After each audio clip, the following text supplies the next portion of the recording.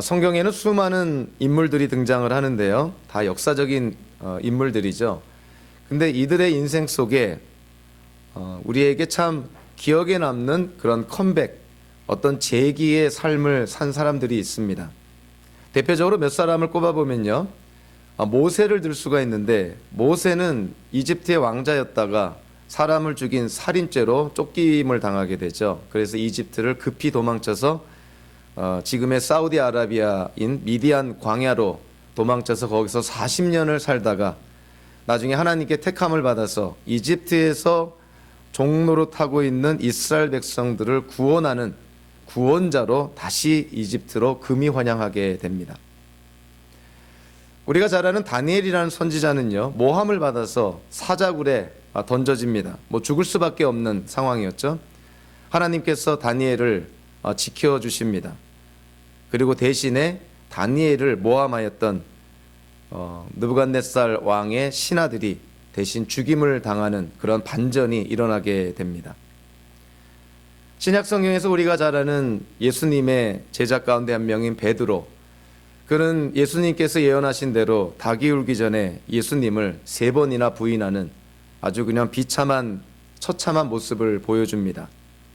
그 베드로가 예수님께서 말씀하신 대로 베드로라는 그 이름, 그 반석 위에 초대교회가 세워지는데 쓰임받는 그런 초대교회의 기둥과 같은 그런 사도로 제기를 하게 됩니다. 모세도 다니엘도 그리고 베드로도 정말 그들의 삶의 바닥까지 떨어졌다가 재기에 성공한 그러한 인생을 살았다고 볼 수가 있습니다. 2001년 11월 12일에 스포츠 일러스트레이티드라는 그 스포츠 매거진이 있는데요. 거기서 세계 역사 속에 10번의 위대한 그런 컴백 사건을 다룬 적이 있습니다. 첫 번째로 그 10위에 해당되는 것이 14세기의 흑사병의 그런 위기를 극복한 인류를 들었습니다. 흑사병의 위기 속에서도 인류가 서바이브 했다는 것이죠. 1948년에 여론조사를 뒤엎고 해리 트루만이 대통령으로 꼽힙니다. 1968년에 커리어에 이제 하향세에 있었던 엘비스 프레슬리가 하와이 공연을 통해서 재기에 성공합니다. 군 문제로 타이틀을 박탈당했던 모하무드 알리가 1974년에 절대 열세에도 불구하고 조지 포맨을 KO로 이기면서 다시금 컴백을 하게 됩니다. 역시 영화배우였지만요, 커리어의 사양길에 접어들었던 존 트라볼트가 펄프 픽션이라는 영화로 재기에 성공하게 됩니다. 1995년 한때 야구로 전향을 했다가 다시 농구로 복귀해서 큰 성공을 거둔 마이클 조던이 있습니다. 2차 세계대전 때 패전 국가로 망해버린 두 나라, 일본과 독일이 후에 경제 대국으로 재기에 성공하게 됩니다. 이 스포츠 일러스트레이티드라는 스포츠 매거진이 뽑은 세계 역사 속에서 최고의 컴백 사건, 그것은 AD 33년에 로마 정권을 기절초풍하게 만들었던 예수님의 부활이라고 그렇게 꼽았습니다. 세상의 매거진도 간접적으로 예수님의 부활을 역사적 사건으로 인정한 것이죠. 우리 현대인들은 예수님의 부활에 대해서 이런저런 모양으로 성경과 다른 잘못된 이론들을 내놓습니다. 예수님의 부활은 실제로 일어난 사건이 아니라 예수님의 제자들이 거짓말로 지어낸 것이다. 또는 예수님의 부활에 대해서 제자들이 확신했기 때문에 그들은 환영을 본 것이지 실체를 본 것이 아니다. 이렇게 주장하기도 합니다. 또 어떤 사람들은요, 예수님은 십자가상에서 죽으신 것이 아니라 잠시 기절했다가 경비병의 눈을 피해서 도망쳤다. 이렇게 주장하는 사람들도 있습니다. 예수님의 부활이 거짓말이라고 주장을 하던, 그것이 환영이라고 주장을 하던, 그것이 기절했다가 깨어난 사건이라고 주장을 하던 간에 이러한 주장들의 공통점이 뭐냐면 지극히 인간의 이성에 의지하고 있다는 것이죠. 인간의 이성과 논리로 예수님의 부활이라는 사건을 해석을 하려다 보니까 이런 어떤 궤변들이 나오는 것입니다. 하나님이 빠진 상태에서 예수님의 부활이란 사건을 이해를 하려다 보니 이런 얼토당토한 이론들이 나올 수밖에 없는 것이죠. 부활이라는 사건은 물론 초과학적인 사건입니다. 과학을 뛰어넘는 사건이죠. 그래서 현대 과학이 입증을 하지를 못합니다. 현대 과학이 입증을 하지 못했다고 해서 그것이 가짜라는 사실은 아니라는 것이죠. 다만 현대 과학이 입증을 못하는 것뿐입니다.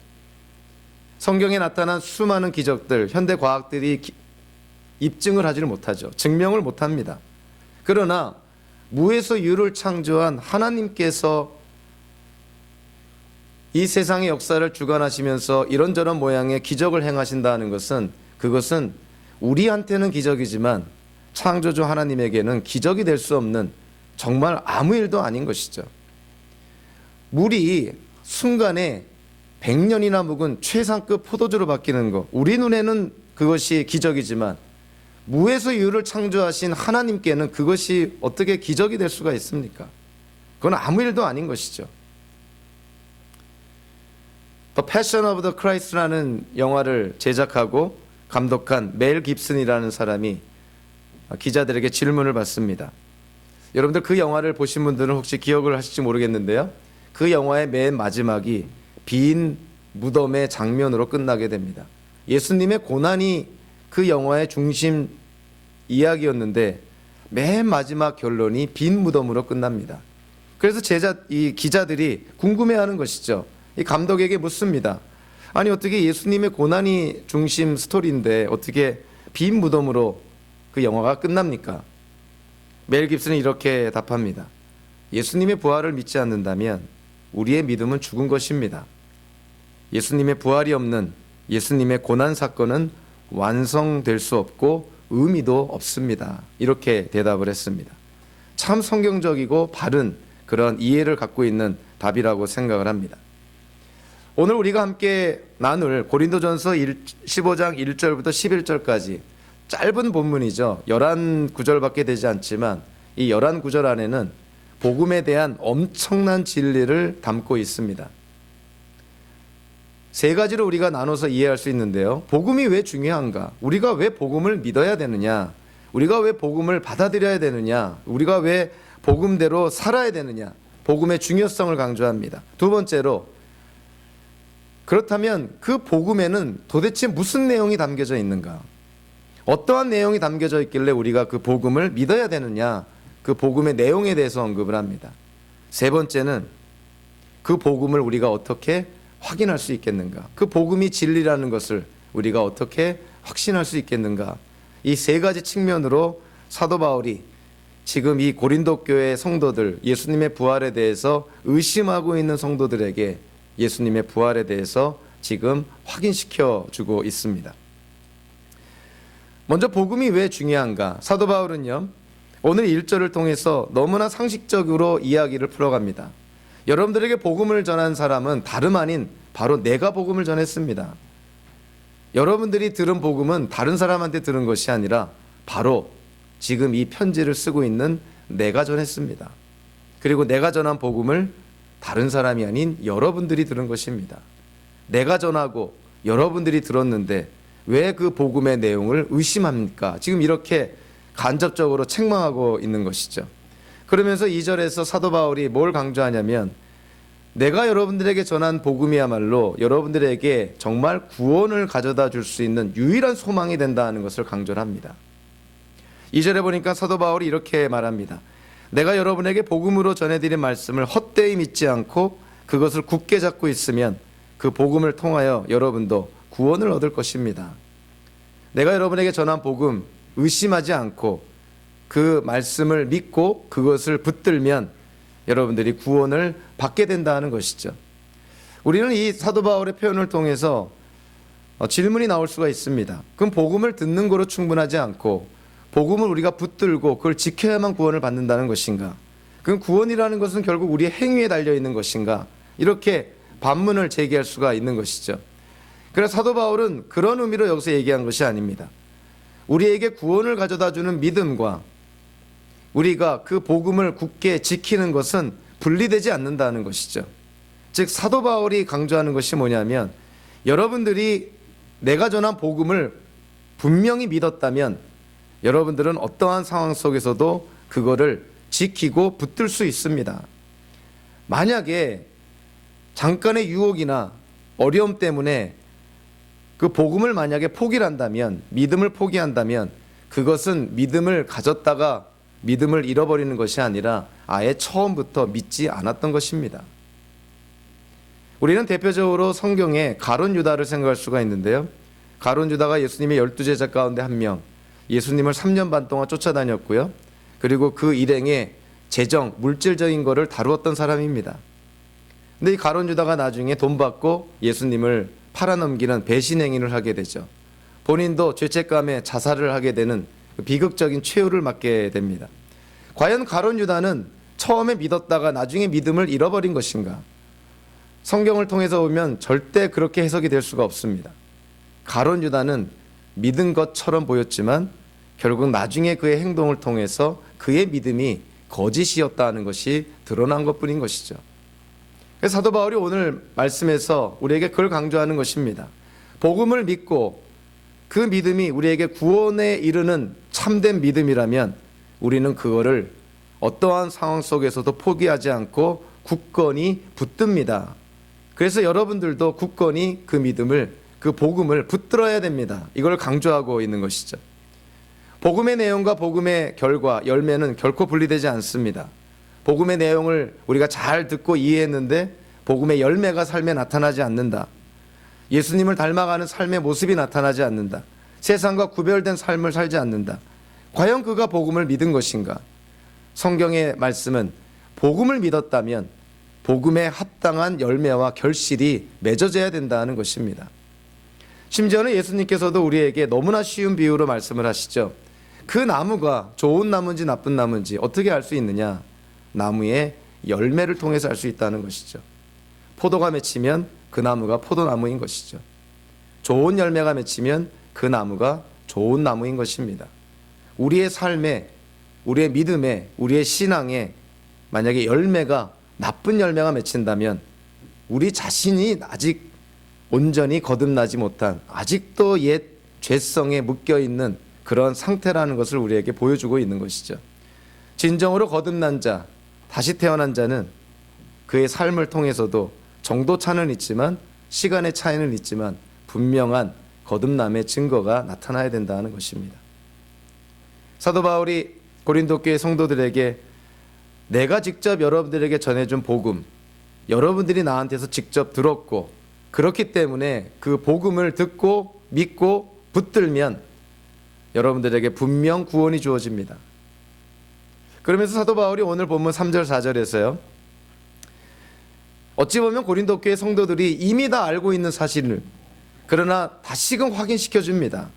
내가 여러분들에게 전한 복음은 어떠한 내용을 담고 있냐면 3절 4절에 세 가지 중요한 요소를 담고 있습니다. 첫째로 3절 후반부에 보니까 사도 바울이 전한 복음의 제일 중요한 첫 번째 요소는 오늘 성경 본문대로요, 성경대로 그리스도께서 우리 죄를 위해서 죽으셨다는 사실입니다. 즉 예수님께서 십자가에서 죽으신 것은 예수님이 죄인이기 때문에 죽으신 것이 아니라 우리의 죄를 대속하시는 그런 하나님의 은혜와 사랑의 행위라는 것이죠. 실제로 이사야서 53장 6절에서 이사야 선지자가 고난받는 종에 대한 예언을 합니다. 예수님 태어나기 800년 전에 이사야 선지자를 통해서 하나님이 예언하시는 것이죠. 이 땅에 올 메시아 그리스도, 그가 너희들의 모든 죄를 짊어지고 죽을 것이라는 것입니다. 예수님께서 우리를 대신하여서 십자가상에서 대속의 죽음을 당하셨다는 것이 복음의 핵심적인 요소라는 것이죠. 그러면서 4절 전반부에 부연 설명합니다. 그 죽으신 예수님께서 무덤에 묻히셨다는 것이죠. 죽은 것처럼 보였다 또는 기절했다, 이런 것이 말이 통하지 않는다는 것이죠. 예수님은 실제로 죽으셨고 실제로 무덤에 묻히셨다는 것입니다. 이 당시에는 동굴 안에 예수님의 무덤이 안치가 된 것이죠. 현대적으로 표현하면 예수님이 죽으셨다는 사실은 의사의 사망 진단서가 띄어졌다는 것입니다. 숨이 끊어졌을 때 기계상에 나타나는 그 플랫 라인, 예수님의 죽음은 분명한 사실이었다는 것이죠. 사도 바울이 예수님의 죽음을 거듭 강조한 후에 오늘 보면 4절 중반부에 가장 중요한 그 복음의 내용을 언급을 합니다. 그 복음의 내용은 다름 아닌 예수님의 부활에 대한 것이죠. 4절 중반부에 성경대로 사흘날에 살아나셨다는 것과 복음의 내용이 무엇이냐? 예수님의 죽음, 예수님께서 실제로 무덤에 묻히셨다는 사실, 그리고 그 예수님이 3일 만에 부활하셨다는 사실입니다. 사도 바울이 고린도 교회 성도에게 전해준 이 복음, 그들에게 구원을 가져다주는 복음은 바로 이 예수님의 죽음과 부활이 핵심적인 내용이라는 것이죠. 오늘 보면 다음에 나오는 고린도전서 15장 14절에서요. 사도 바울이 이렇게 얘기를 합니다.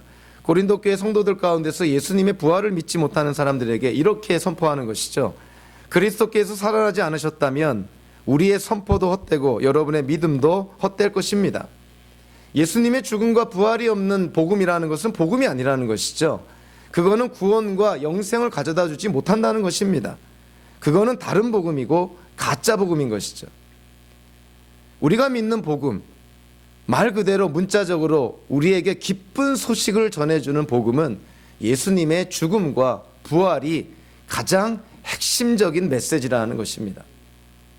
현대인들의 귀에 솔깃하게 하기 위해서 이성적으로 논리적으로 예수님의 십자가상에서의 대속의 죽음과 3일 만에 예수님께서 부활하신 사건을 이런저런 모양으로 미화시켜서 또는 순화시켜서 술에 물 탄 듯 그렇게 희석화해서 전하는 것, 그것이 가짜 복음이라는 것이죠.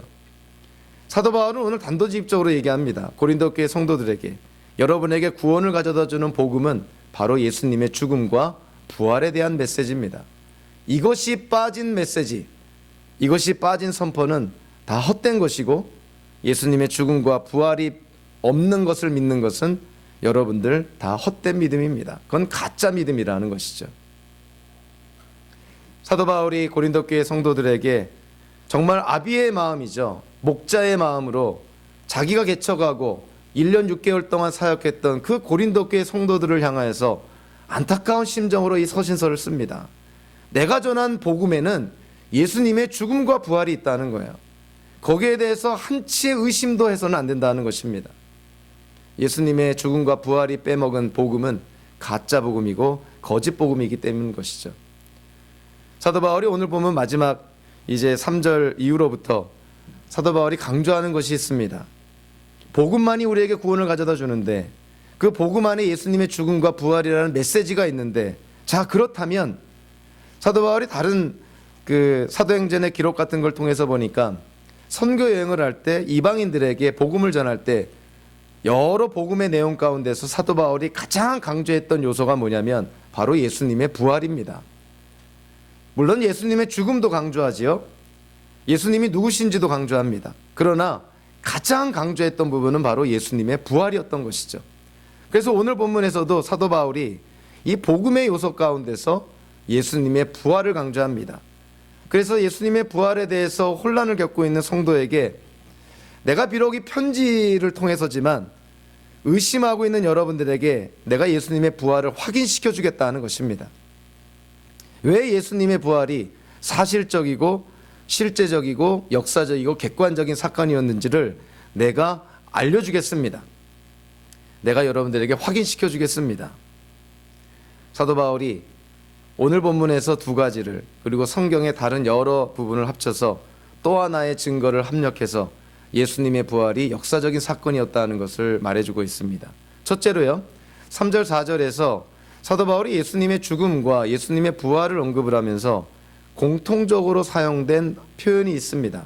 그것이 뭐냐면 예수님의 죽음도 성경대로 일어난 것이고 예수님의 부활도 성경대로 일어났다는 것입니다.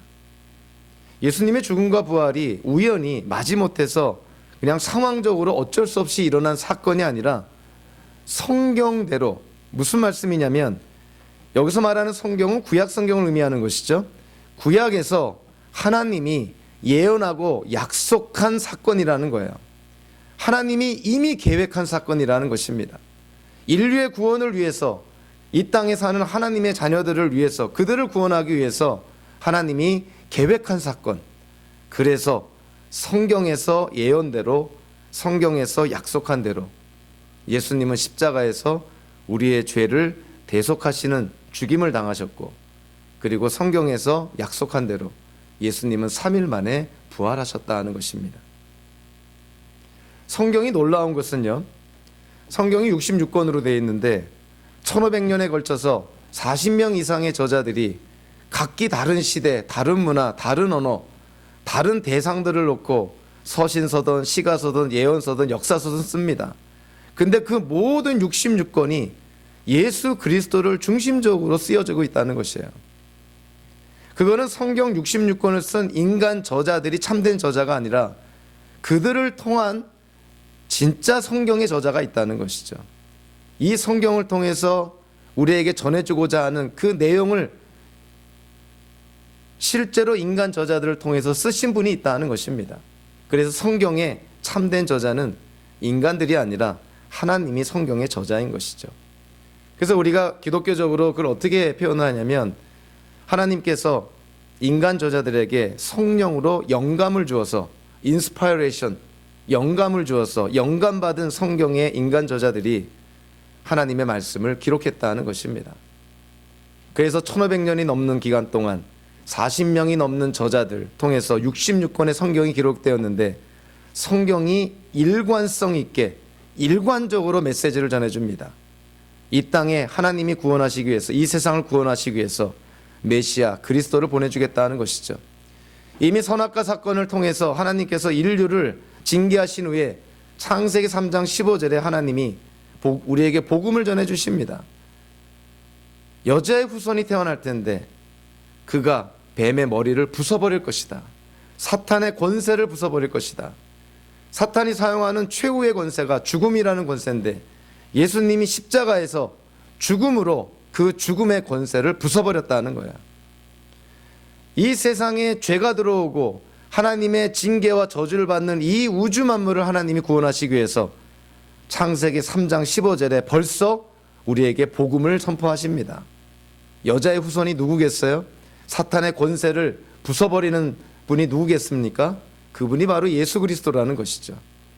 그래서 성경은요, 창세기 3장 15절 이후로부터 요한계시록 22장 끝까지 예수님에 대한 기록입니다.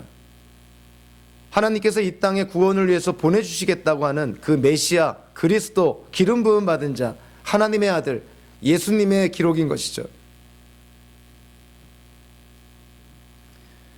그 가운데 특별히 예수님의 죽음과 예수님의 부활에 대해서 성경은 예언하고 있다는 것이죠. 하나님이 선지자를 통해서, 시편 기자를 통해서 하나님이 약속합니다. 너희를 구원하기 위하여서 이 세상에 올 메시아 그리스도는 너희를 위해서 죽을 것이고, 그리고 너희의 의로움과 구원을 위해서 다시 살아날 것이다. 그것이 하나님의 약속의 말씀, 그리고 성경의 예언의 말씀인 것이죠. 그래서 사도 바울이 그 예수님의 죽음과 부활을 언급하면서 강조하는 것입니다. 예수님의 죽음과 부활이라는 사건은 성경대로 일어난 것입니다. 구약 성경에서 예언한 대로 일어난 것입니다. 하나님이 약속한 사건이 마침내 이루어지고 성취가 되었다는 것이죠. 예수님의 죽음과 부활이 역사적인 사건이라는 것을 성경을 통해서 언급한 후에요, 사도 바울이 5절부터 10절까지 아주 중요한 사실을 언급을 합니다. 예수님의 부활을 가장 직접적으로 증거할 수 있는 사람들이 있습니다. 소위 말하는 증인들이 있다는 거예요. 예수님의 부활을 직접적으로 목격한 위트니스가 있다는 것입니다. 여러분들, 법정에서 재판이 벌어질 때 가장 효과적인 증거는요, 증인들의 증거입니다. 내가 목격했다는 것이죠. 내가 그 사건을 봤다는 거예요. 자, 사도 바울이 오늘 5절부터 7절까지를 통해서요, 예수님의 부활을 목격한 사람들을 언급을 합니다. 첫째로 게바를 언급을 합니다. 아람어로 이 게바는 바로 베드로를 의미하는 것이죠. 12제자, 500명이 넘는 형제들, 그리고 예수님의 형제인 야고보, 그리고 모든 사도들, 그들에게 부활하신 예수님이 나타나셨다는 거예요. 서론에도 얘기했지만 이 고린도전서는 주후 55년경에 쓰여졌습니다. 예수님의 부활이 언제 일어났냐면 성경학자들에 따라서 주후 30년 또는 주후 33년에 일어났다고 이해를 합니다. 자, 그렇다면 이 고린도전서가 쓰여졌을 때는 예수님께서 부활하시고 나서 25년이 채 지나지 않았다는 것이죠. 그래서 사도 바울이 강조하는 게 뭐냐면 지금 사도 바울이 언급한 이 사람들, 이들 중에는 아직도 살아있는 사람들이 있다는 거예요. 생존자가 있다는 것이죠. 예수님의 부활을 목격한 증인들이 아직도 살아있다는 거예요. 사도 바울이 강조하는 게 뭐냐면 고린도 교회 성도 가운데서 예수님의 부활을 의심하는 사람이 있다면 이 생존자를 찾아가 보라는 거예요. 그들에게 한번 확인해 보라는 것이죠. 이들이 아직 살아있다는 거예요. 예수님이 부활하시고 나서 지구상에 40일 동안 계시는데 그 40일 동안 예수님께서 보여주신 많은 사람들 가운데서 사도 바울이 특정한 몇몇 사람들을 언급한 것입니다. 이들 가운데 많은 사람들이 살아있으니 예수님의 부활을 의심하거든 이들을 찾아가서 확인해 보라는 것이죠. 예수님의 부활하신 예수님을 멀리서 목격한 사람도 있겠지만 예수님의 제자들처럼 도마처럼 실제로 예수님의 손에 못자국, 옆구리에 창자국을 만지고 직접 체험한 제자들도 있다는 것이죠. 그들에게 부활하신 예수님에 대해서 물어보라는 거예요. 증인의 증거를 들어보라는 것이죠. 사도 바울이 500명이 넘는 형제에게 예수님께서 나타나셨다. 아까도 부활에 대한 잘못된 그런 주장 가운데 하나가 예수님의 제자들이 예수님의 부활을 확신했기 때문에 예수님의 부활하신 모습은 실체가 아니라 허상이고 환영이다. 즉 환상 가운데 허상을 봤다. 이렇게 주장하는 사람들이 있다 그랬습니다. 사도 바울의 이 표현 가운데요. 500명이 넘는 형제들에게 예수님께서 나타나셨다.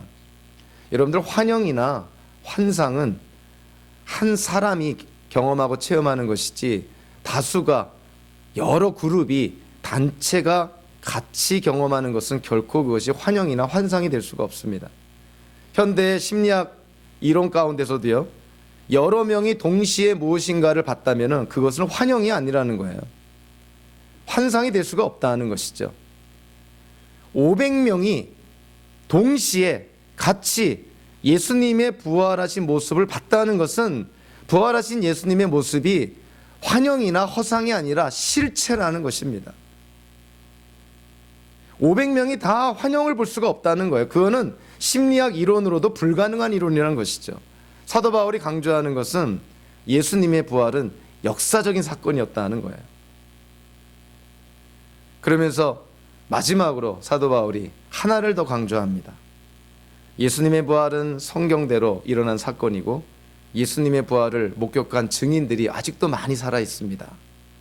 마지막으로 사도 바울이 사용한 즉 고린도 교회 성도들을 예수님의 부활에 대해서 확신시키기 위해서 사용한 예가 누구냐면 다름 아닌 자기 자신을 예를 듭니다. 다른 사람의 이야기를 하는 것보다 다른 사람의 경험을 이야기하는 것보다 말하는 화자가 자신의 경험을 얘기할 때 사람들은 귀를 기울이는 것이에요. 내가 겪은 경험을 얘기하는데 내가 실제로 경험한 체험담을 얘기하는데 귀를 기울이지 않을 사람이 없는 것이죠. 사도 바울이 8절부터 10절까지요. 특히 8절에서 이렇게 얘기를 합니다. 그런데 맨 나중에 다리 차지 못하여 난 자와 같은 나에게도 나타나셨습니다. 우리는 사도행전 9장에 나타난 부활하신 예수님이 다마스쿠스로 기독교인들을 핍박하러 올라가는 사도 바울에게 나타난 그 사건을 기억을 합니다. 사도 바울이 여기서 강조하는 게 뭐냐면 부활하신 예수님을 자기가 만났다는 것이죠. 그런데 사도 바울이 자기에 대해서 어떻게 묘사합니까? 다리 차지 못하여 난 자. 쉽게 말하면 10달 채우지 못하고 좀 더 일찍 태어난 미숙아라는 거예요. 조숙아라는 것이죠. 뭐 칠삭동이든 팔삭동이든 그렇다는 것입니다. 그래서 문자적으로 이걸 바라보면 사도 바울이 10달을 채우지 못하고 좀 일찍 태어난 팔삭동인가 칠삭동인가 이렇게 문자적으로 이해할 수가 있겠죠. 그러나 사도 바울은 그 의미를 얘기한 것이 아닙니다. 여기에는 상징적인 은유적인 의미가 있는 것이죠. 사도행전 1장에 보면은 어떠한 사건이 기록이 되어 있냐면 여러분들 잘 아는 것처럼 가룟 유다가 예수님을 배신하고 죄책감 가운데 자살을 합니다. 그래서 사도들이 모여서 우리가 가룟 유다를 대신할 12번째 사도를 뽑자 그럽니다. 그럴 때 예수님의 사도가 될 자격에 대해서 언급을 하는데요. 그 자격이 뭐라고 묘사하고 있냐면 예수님이 세례 요한으로부터 세례를 받고 그리고 제자들 앞에서 승천하여 하늘로 올라갈 때까지 예수님과 함께 다니던 자, 그들이 예수님의 사도가 될 수가 있다는 거예요.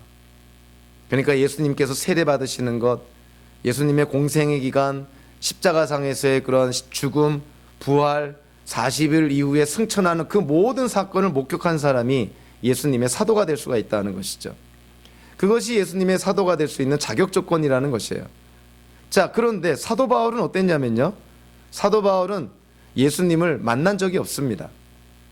예수님의 공생의 기간 동안에 사도 바울은 예수님을 직접적으로 만난 적이 없습니다. 본 적도 없습니다. 뭐 들은 적은 있을지 모르지만 예수님의 세례를 목격도 안 했고 예수님의 공생에도 목격도 안 했고 예수님의 십자가의 죽음과 부활도 승천도 목격하지 않은 사람인 것이죠. 그런데 사도 바울이 사도가 된 거예요. 자격이 안 되는데 사도가 되었다는 것이죠. 자기는 다른 사도들과 비교해 봤을 때 자격 미달이라는 것입니다. 그래서 그거를 표현한 것이 다리 차지 못하여 난 자와 같다. 다른 사도들은 10달을 채우고 난 정상 아이들처럼 자격이 충분한 자들이지만 자기는 예수의 사도가 될 자격이 없는 자, 그럼에도 불구하고 자기가 사도가 되었다는 것, 그래서 자기가 다리 차지 못하여 난 자와 같다, 이렇게 자기를 은유적으로 묘사한 것입니다.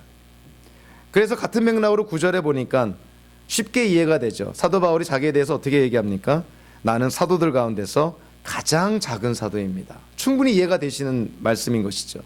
다른 사도들과 비교했을 때 자격 미달이니 자기가 사도가 되었다는 것, 생각만 해도 감사한 일이고, 그러니 고백할 수밖에 없는 것이죠. 나는 사도들 가운데서 가장 작은 사도입니다.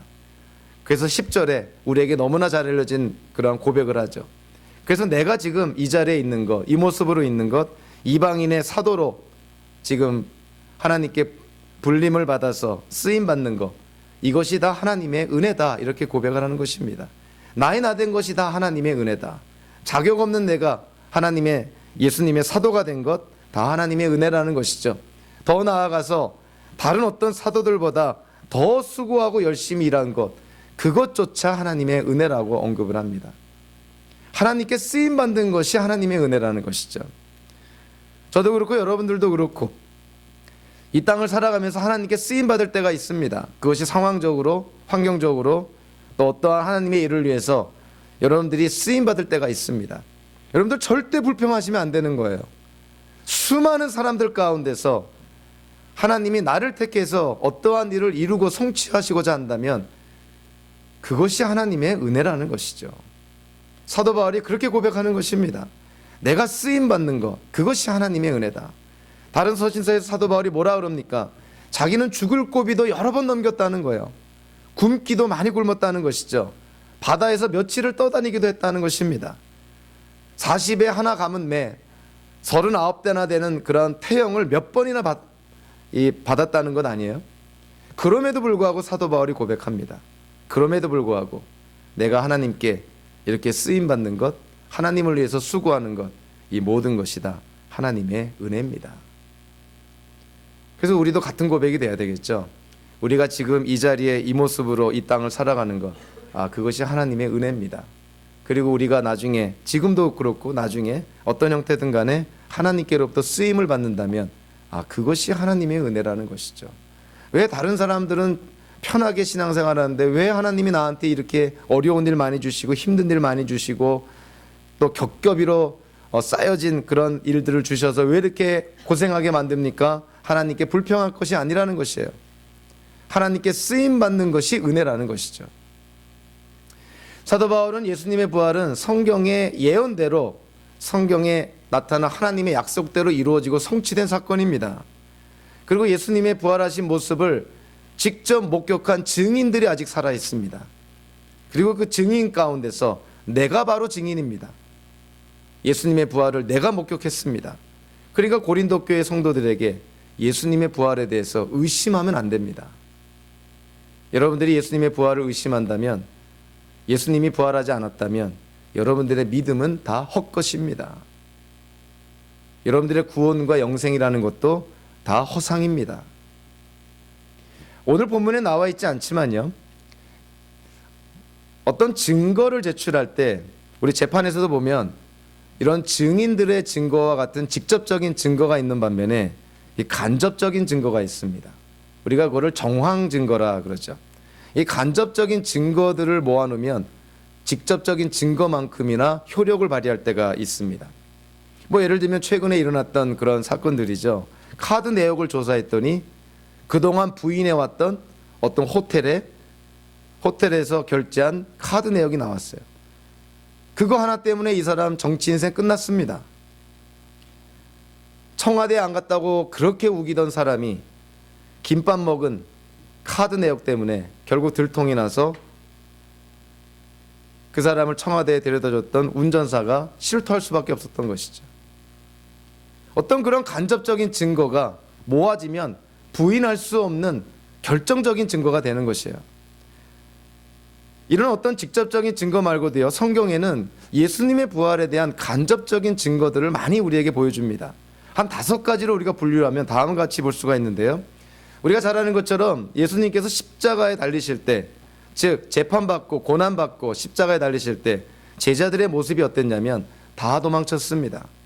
베드로, 죽기까지 예수님 버리지 않겠습니다, 부인하지 않겠습니다 했던 베드로, 종들 앞에서까지 예수님을 부인합니다. 닭 울기 전에 3번이나 예수님을 부인하는 것이죠. 아마 닭 울음소리만 나면은 소스라치게 놀랄 정도로 이 베드로에게는 아마 충격이 되었던 사건입니다. 다 도망쳤던 예수님의 제자들, 그러나 그들이 나중에는 물론 확인된 사실도 있고 그리고 전승으로 내려오는 이야기도 있지만 사도 요한을 제외한 모든 예수님의 제자들이 다 순교했다는 거예요. 왜 순교했습니까? 복음을 전하면서 순교했다는 것입니다. 특별히 예수님의 부활을 전하면서 이들은 순교했다는 거예요. 그러면 무엇이 도망치던 겁쟁이 예수님의 제자들을 순교하면서까지 복음을 전하는 그러한 사도들로 변화시켰을까? 어떠한 사건이 이러한 제자들의 인생의 전환점이 되었을까? 여러분들 한번 생각해 보시라는 거예요. 자, 2번째로 예수님에 대해서, 예수님이 메시아요, 그리스도요, 하나님의 아들이라는 사실에 대해서 회의하는 사람들이 있었습니다. 다름 아닌 예수님의 친형제들이 그랬어요. 그런데 그 친형제 중에 한 명, 야고보와 유다. 자, 그들은 나중에 신약 성경에 야고보서와 유다서를 쓰게 됩니다. 그들이 예수님에 대해서, 자기의 자신에 대해서 묘사할 때 자기가 예수님의 동생이라고 묘사하지 않고 예수 그리스도의 종이라고 묘사를 합니다. 자, 무엇이 이 회의론적이었던 이 야고보를 예수님을 주님으로 고백하게 만들었을까? 무슨 사건이?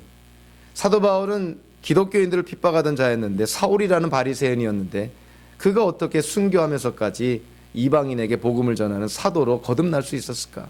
무슨 사건이 이들을 변화시켰을까? 한번 생각해 보자는 것이죠. 이게 다 간접 증거인 것이거든요. 3번째로는 유대인 기독교인들 사회에 엄청난 사회적인 구조의 변화가 있습니다. 자, 유대인들은요, 죄사함을 받기 위해서 매년 동물들을 잡아 피를 뿌리면서 희생 제사를 드립니다. 그런데 유대인 기독교인들은 어느 순간부터는 더 이상 이 동물들을 희생 제사물로 드리지 않습니다. 피를 뿌리는 제사를 더 이상 하지 않는 것이죠. 2번째로 유대인 기독교인들은, 이전에는요, 유대인들은 모세에게 하나님이 주신 율법을 지키면 구원을 받는다고 주장했다가 어느 사건 이후로부터는 하나님께서 모세에게 주신 율법을 지키는 것만으로는 구원받지 못한다는 메시지를 전하게 됩니다. 전혀 다른 메시지를 전하게 되는 것이죠. 그전에는 안식일에 하나님을 예배했던 이들이 어느 순간부터 안식일 다음 날, 주님의 날, 주일에 하나님을 예배하기 시작을 합니다. 유대인들은 하나님 유일신론을 믿었죠. 그러나 어느 순간부터는 유일신론이 아니라 성부, 성자, 성령 삼위일체 하나님을 믿기 시작을 합니다.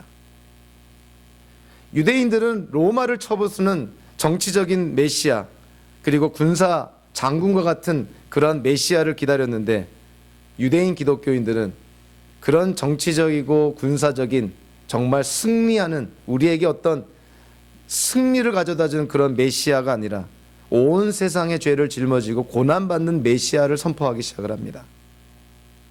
이러한 유대 사회에, 특별히 유대인 기독교인 사회에 이런 핵심적인 변화들, 도대체 무슨 사건 때문에 이러한 변화가 일어났을까? 초대교회에 일어났던 또 하나의 중요한 이 정황 증거는요, 유대인들은 남자아이가 태어나면 8일 만에 할례를 행합니다. 근데 어느 순간부터 할례를 행하지 않고 세례를 베풀기 시작을 하죠. 유대인들은 자신들의 정체성을 나타내는 유월절이라는 절기를 지내는데 어느 순간부터 유대인 기독교인들은 유월절 대신에 성찬식을 거행하기 시작을 합니다. 세례와 성찬식, 이 두 개의 성례는 무엇을 전제로 하고 있냐면 예수님의 부활을 전제로 하고 있죠. 무엇이 유대인 기독교인들로 하여금 수천 년 동안 행해왔던 할례와 유월절이라는 의식을 포기하고 세례와 성례를 행하게 되었을까? 마지막으로 우리가 볼 정황 증거는요, 이 땅에 교회가 출현했다는 것입니다. 만약에 교회가 믿는 그 교리나 교회가 선포하는 내용이 거짓이고 가짜고 진리가 아니라면 수천 년에 걸쳐서 교회가 지금까지 존재할 수 없었을 것입니다. 그 당시에 로마를 무너뜨린 것이 바로 기독교였다는 걸 우리는 역사적으로 잘 알고 있습니다. 도망자였던 제자들이 자기 목숨까지도 내던지면서 복음을 선포하게 된 사건, 야고보나 사울과 같은 회의론자들이 예수님을 주님으로 고백하는 예수님의 사도가 된 사건, 수천 년 동안 유대인들이 행해왔던 그 유대 사회의 핵심적인 요소들을 포기하게 만들었던 어떤 사건, 성찬과 세례라는 성례가 새롭게 시작하게 만든 사건, 교회가 출현하도록 동기부여했던 사건, 이 간접적인 증거를 우리가 하나로 묶는다면 어떠한 사건 때문에 이와 같은 엄청난 변화와 전환이 일어났다고 생각합니까? 이런 간접 증거들만 모아도 예수님의 부활이 이 모든 간접 증거의 핵심에 있구나, 이걸 깨닫게 됩니다. 아까 오늘 본문에 나오는 그런 말씀과 우리가 아울러서 우리가 이해를 한다면 구약 성경의 예언대로 예수님의 부활은 일어났습니다. 그리고 예수님의 부활을 목격한 증인들, 직접적으로 예수님의 부활을 목격한 증인들이 아직도 살아 있습니다. 그리고 이런 유대 사회의 이런 급격한 변화의 핵심에 예수님의 부활이라는 사건이 남아 있다는 거예요. 그래서 이런 성경의 예언, 그리고 1차적이고 직접적인 증인들의 목격, 증거, 그리고 유대 사회에 일어났던 그 수많은 간접 증거들을 다 모았을 때, 그 모든 인포메이션을 테이블 위에 다 올려놨을 때 우리가 정직하게 그 모든 자료들을, 인포메이션을 우리가 바라본다면 내릴 수 있는 결론은 하나밖에 없다는 거예요. 예수님의 부활은 역사적이고 실질적으로 일어났던 사건이었다는 것입니다. 사도 바울이 오늘 고린도 교회 성도들, 특별히 예수님의 부활에 대해서 회의와 의심을 하고 있는 성도들, 그들에게 이 사도 바울이 예수님의 부활을 확인시켜 줍니다. 예수님의 부활은 의심의 여지가 없는 역사적이고 객관적이고 이 시공간 속에, 세계 역사 속에 일어났던 사건입니다. 그리고 그 예수님의 부활을 여러분들이 믿지 않는다면 여러분들은 복음을 믿는 것이 아니고 여러분들에게는 구원의 소망이 없습니다. 사도 바울은 은혜의 사도였지만 진리를 전할 때는 추호에 타협이 없습니다. 예수님의 죽음과 부활이 복음의 핵심이라는 이 사실에 대해서 사도 바울은 한 발자국도 물러날 수가 없는 것이죠. 자기가 개척하고 1년 6개월 동안 성심성의껏 목회하고 사역했던 그 고린도 교회 성도들, 모든 사람이 복음을 통해서 구원받기를 원하니 예수님의 죽음과 부활이라는 이 역사적인 사건을 타협할 수가 없는 것입니다. 저와 여러분들도 오늘의 말씀을 통해서 우리가 믿는 복음은 예수님의 죽음과 부활이 중심에 있어야 됩니다. 예수님의 죽음과 부활이 없는 복음은 복음이 아닙니다. 그거는 우리를 유혹하고 기만하게 만드는 가짜 복음이라는 것이죠. 그런 것들은 백날 믿어봤자 우리에게 구원과 영생을 주지 않는다는 것입니다. 특별히 오늘 말씀 사도 바울이 고린도 교회 성도들에게 확인시켜 주려고 그들에게 확신시키려고 주신 이 증거들이 저와 여러분들 예수님의 부활에 대한 흔들림이 없는 그런 믿음의 증거가 되기를 주님의 이름으로 축원합니다. 기도하겠습니다. 하나님 아버지, 고린도 전서를 통해서